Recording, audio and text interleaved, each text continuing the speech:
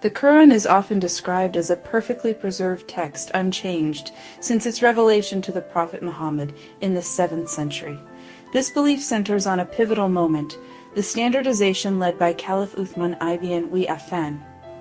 2 decades after Muhammad's death, regional differences in Quranic recitation threatened unity.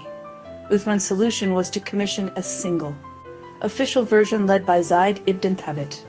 All other manuscripts and variants were ordered destroyed, burned to erase any contradictions. From then on, only the Uthmānic Codex would be copied and distributed. This act is seen as a triumph of preservation, but it was also a deliberate act of consolidation. The destruction of alternative versions raises questions. What did those other texts contain?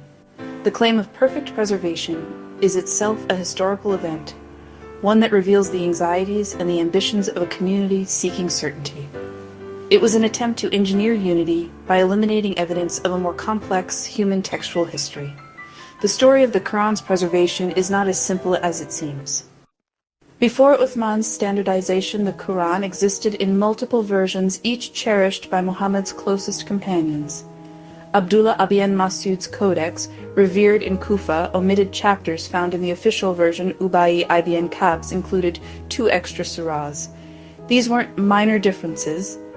Each companion had a unique understanding of what constituted the Qur'an. Their versions were respected and widely used, not obscure outliers. The decision to enforce a single text was not just administrative, it was a choice to elevate one tradition and suppress others.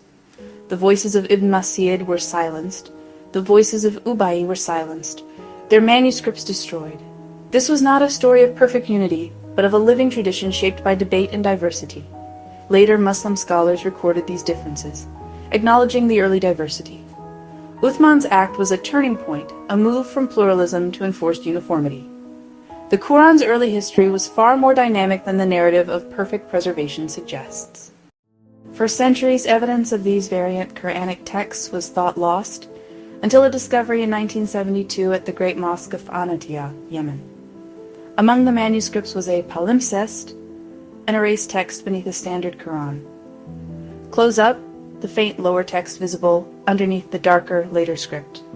Using modern technology, scholars revealed the lower text. Multispectral imaging and lab analysis on the parchment. The revealed version had different chapter order, different words, different phrases. These variations matched readings attributed to early companions like Ibn Mas'ud. The Abaniya manuscript proved that textual diversity was not just rumor, but historical reality. It showed that the Qur'an's text was once fluid, shaped by human hands, before being standardized. The process of creating a single Qur'an involved editing, selection, enforcement. The palimpsest is hard evidence of a more complex history, one of change, not immutability. The Qur'an, like all ancient texts, has a story shaped by faith and human intervention. In contrast, the Bible's history embraces its textual diversity. Christianity never claimed every copy was identical. Thousands of New Testament manuscripts survive, each with variations. These differences, words, phrases, even verses, are openly acknowledged and studied. Unlike the Qur'an, there was no empire-wide destruction of variants. Instead, manuscripts were preserved and compared. This allowed scholars to reconstruct the earliest attainable texts through textual criticism. The formation of the Bible's canon was gradual, shaped by centuries of communal discernment, not a single decree. Councils recognized books already accepted in worship, guided by tradition, guided by faith. The Church saw the Holy Spirit at work in this process, not in enforcing uniformity, but in preserving the core message. The Bible's textual history is transparent, open to investigation, and rooted in the life of the Church. Its variations are seen as part of the human story, not a threat to be erased.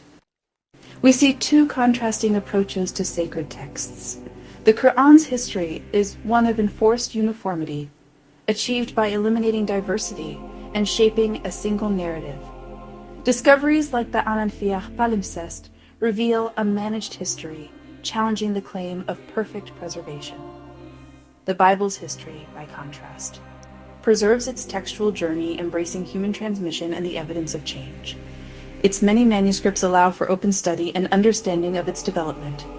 The Christian tradition trusts in divine guidance through the messiness of history, not in the erasure of complexity. These differences matter. One approach curates certainty by removing inconvenient evidence, the other fosters confidence through transparency. History, like the cosmos, is layered and complex.